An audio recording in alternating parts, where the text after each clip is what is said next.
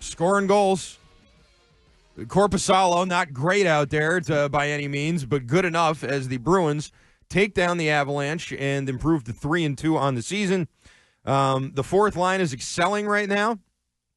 I think they're the story of the year so far. They've been the most consistent part of the team, I'd say, in terms of the other forward lines, in terms of any defensive pairing, and certainly when it comes to the goaltending, that hasn't been great so far, and wasn't great last night. Korpisalo wasn't terrible, but those 3 goals on 25 shots, there's a couple of softies in there. And it's really, I think that's it. That's the story of this team right now is Koepke, who opened the scoring there with his second goal of the year.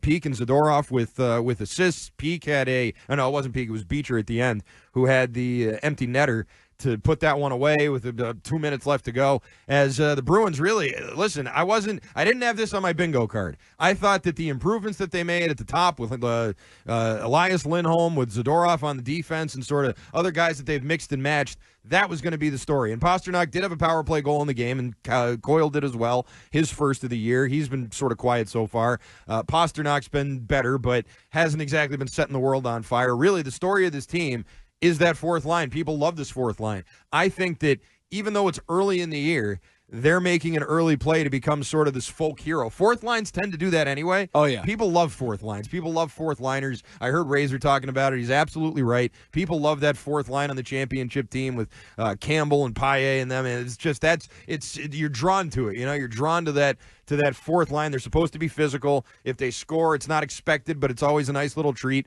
This team is getting carried by their fourth line right now. So this is Scott McLaughlin's lead story on weei.com right now.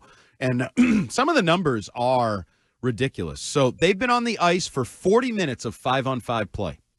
They've outscored opponents 8-0 in those minutes. Is that good? 8-0? Is that good? No other line in the entire NHL is better than +4 right now. Nasty. No other line. Not no other fourth top line. That includes any line. Draisaitl and McDavid and all that? Any line. No. Any line. There are 17 teams, whole teams, ! Scott writes, that have yet to score 8 5-on-5 goals this season. And your fourth line has 8 5-on-5 goals. So I'm going to ask you a question similar to one I asked, I believe, maybe after week 1 against for the Patriots. Mm-hmm. Does this feel sustainable? No. No, it does not. Because I'm always into sustainability. I love it. I'm having a fun. great time. I'm enjoying it. I like watching this team, and when that line's out there, it's great because it seems like there's a 50-50 chance you're going to see a goal every time they're out there.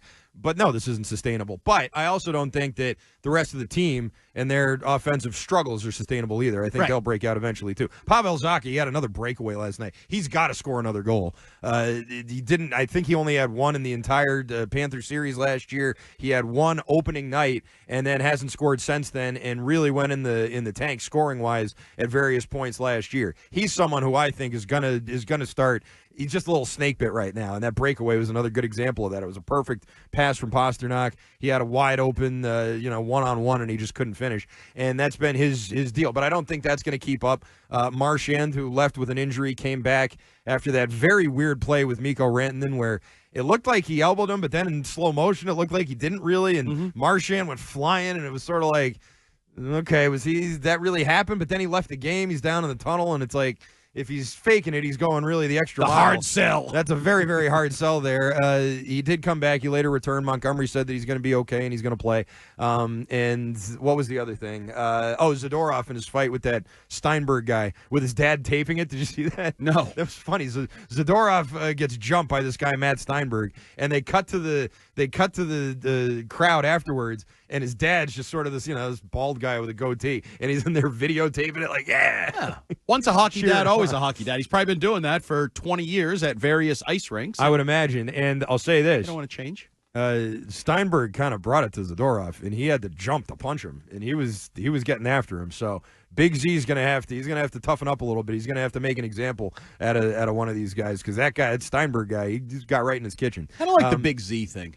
Yeah, he doesn't like it either. Yeah. They interviewed him after the game. He's like, "Don't call me Big Z, please. Yeah, I don't like that. Don't call me that. I don't want this big skates to fill. Yeah, and I just prefer if we just let me be me away from it. And he's a good player. We'll see if he ever comes close to being any percentage of what Zdeno Chara was. But in general, I'd say that was a good win to start off the road trip here for the Bruins.